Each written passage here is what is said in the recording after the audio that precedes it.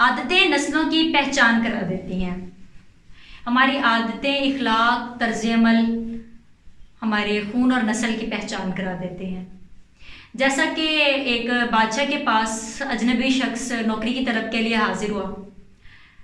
काबिलियत पूछी गई तो उसने कहा कि सियासी हूँ। तो बादशाह के पास सियासतदानों की भी खासी मार थी। चनाचा उसे बादशाह के खास घोड़ों के अस्तबल का इंचार्ज बना लिया गया, जो हाल ही में फौत हो चुका था।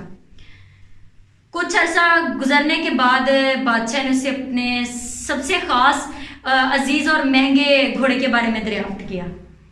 उसने बताया कि नस्ली नहीं है। बादशाह को बहुत ताज्जुब हुआ। उसने जंगल से फौरन साईं को बुला भेजा। साईं से पूछा कि घोड़ा नस्ली है? तो उसने कहा कि नहीं, इसके पैदा होते ही इसकी माँ मर गई थी, तो ये गाय का दूध पीता रहा और वहीं बड़ा हुआ। फिर बादशाह ने नौकर से पूछा कि उसे कैसे पता चला कि घोड़ा नस्ली नहीं है। उसने कहा कि नस्ली घोड़ा जो होता है वो खाना मुंह में लेकर खाता है, लेकिन ये गर्दन झुकाकर खाता है। बादशाह बहुत ही मुतासर हुआ और बादशाह ने इनाम के तौर पर बहुत सारे कीमती जानवरों का गोश्त, अनाज वगैरह उसके घर भेजा।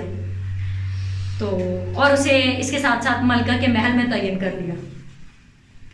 अब कुछ वक्त गुजरने के बाद उसने अपनी बीवी के बारे में राय मांगी। तो उसने बताया कि तुरंतवार तो मलका जैसे ही हैं, लेकिन शहजादी नहीं है। बादशाह बहुत ही हैरान हुआ। बादशाह के पैरों तले जमीन निकल गई। बादशाह ने फौरन अपनी सास को बुला भेजा और तमाम मामला उसके सामने गोश गुजार किया। उसकी सास ने इस बात की हकीकत बताई कि जब कुछ अरसा पहले जब उनकी बेटी पैदा हुई तो बादशाह के जो वालिद साहब थे उन्होंने बचपन में ही उसकी बेटी का हाथ मांग लिया। तो उनकी बेटी जो है वो 6 माह की होकर वफात पा गई। तो उसने बताया कि हमने आपकी बादशाहत के साथ करीबी ताल्लुकात रखने के लिए हमने किसी की बेटी लेकर पाल ली। फिर बादशाह ने मुसाहब से पूछा कि उसे कैसे पता चला कि उसकी बीवी जो है वो शहजादी नहीं है। तो उसने कहा कि शहजादियों का अपने गुलामों के साथ सलूक जो है वो बहुत ही अच्छा होता है, लेकिन उनकी बीवी का अपने गुलामों के साथ बहुत ही बदतर सलूक है। बादशाह एक बार फिर से उससे बहुत ही मुतासर हुआ और बहुत सारा अनाज और कीमती जानवरों का गोश्त, इसके साथ साथ उसने बहुत सारी भेड़ बकरियां भी उसके घर बतौर इनाम भेज दी। अब उसको अपने महल में तयन कर लिया।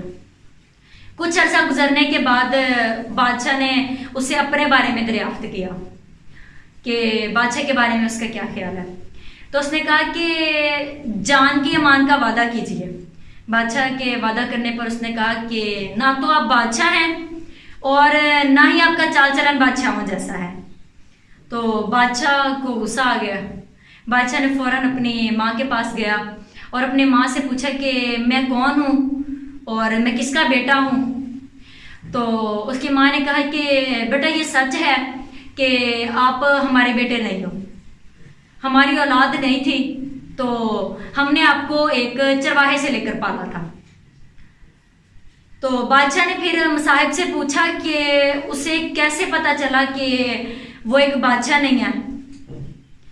उसने कहा कि जो बादशाह होते हैं वो अपने गुलामों को जब इनामो इकराम से नवाजते हैं तो हीरे, मोती, जवाहरात इस तरह की चीज़ें देते हैं, लेकिन आप चनाचे भेड़ बकरियां, अनाज वगैरह देते हैं। तो ये असलूब जो है ये किसी चरवाहे के बेटे के हो सकते हैं, किसी बादशाह के नहीं। तो देखिए, मेरा कहने का मतलब ये है कि हमारी सियासत में जिस तरह की आज जुबान इस्तेमाल की जा रही है, मैं हैरान इस बात पर हूँ कि हमारे अदीब, दानश्वर और यूनिवर्सिटी का दर्जा रखने वाले लोग बिल्कुल खामोश तमाशाई बनकर ये सब कुछ देख रहे हैं। देखिए, हमारे माशरे में, हमारे इस नाम निहाद माशरे में ना तो इखलाक का पास है और ना ही अपनी आने वाली नस्लों की फिक्र। हम अपने तर्ज अमल से बिल्कुल भी ये नहीं चीज़ हटा रहे कि हम बिल्कुल ये नहीं सोच रहे कि हमारे तर्ज अमल, हमारे इखलाक से हमारी नस्लों की पहचान हो रही है। हम इस चीज़ के लिए बिल्कुल भी फिक्रमंद नहीं है कि हमारी आने वाली नस्ल पर क्या तासुर होगा। आज ये मामूल बन चुका है कि एक दूसरे की पगड़ियां उछाली जाती हैं, एक दूसरे को बुरा भला कहा जाता है, बजाय इसके कि एक दूसरे को सपोर्ट किया जाए, एक दूसरे से प्यार मोहब्बत से, इखलाक से हर मामले को, हर तमाम हालात को, मुश्किल हालात को, कठिन हालात को हल किया जाए। तो मेरा कहने का मकसद ये है कि हमारे इस नाम नेहाद माशरे में ना तो हमारी आने वाली नस्लों की फिक्र रही है और ना ही अपने इखलाक का पास। अल्लाह ताला आप सबका हामी और नासिर हो और अल्लाह ताला समझने की तौफीक अता फरमाए।